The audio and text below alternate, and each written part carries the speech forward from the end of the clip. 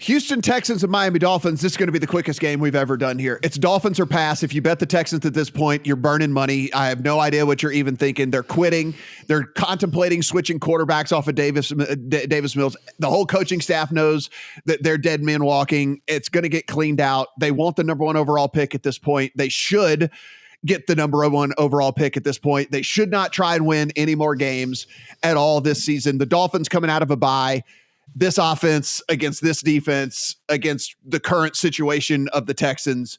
Steven, if you want to make a case for the Texans at 13 or 13 and a half, go right ahead. But for me, it's Dolphins or pass for me. It's not going to make the account, but this is going to be a one-way traffic game for sure.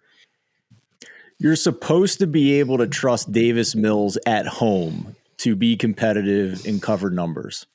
And last week at home, against a mediocre at best Washington team, the Texans offense had 2.7 yards per play.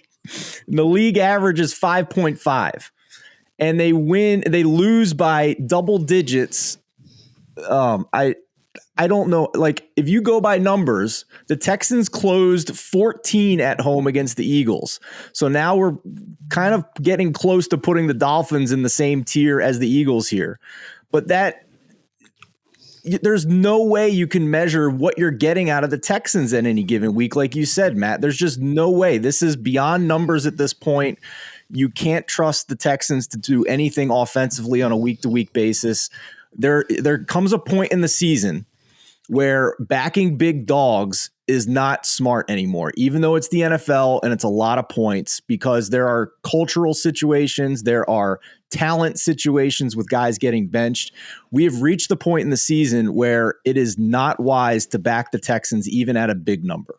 Yeah, I mean, there are a few teams that I'm going to look to play against every week. Texans is one of those teams for sure. This number, I really wish it was sitting in that like dead 12-ish zone so I could buy it up to 13 and a half, and get me some plus money and whatnot. Sitting at 13 and a half seems appropriate to me.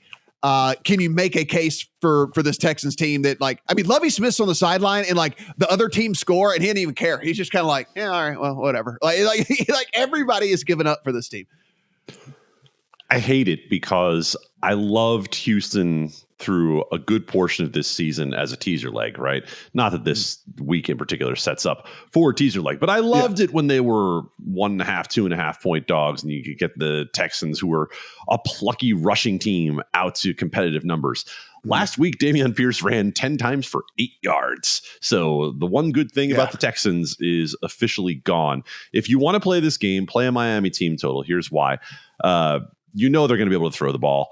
Derek Stingley's beaten up. Mm-hmm. You just period drop back EPA for Miami is off the charts the last 4 weeks. And if you think that, okay, well, they're going to be out big, so they'll just run the ball, the Texans can't stop the run. So even if you have Jeff Wilson pounding the ball on the ground, I think you're playing Miami team total, because I think it's going to take a miracle for Houston to keep them under 30 this week. Yeah, they're going to do whatever they want to.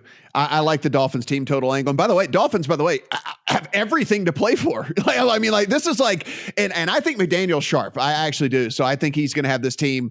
They're not going to have one of those, the proverbial letdown spots here, the look ahead spots or anything like that. Of course, also Miami coming out of a bye.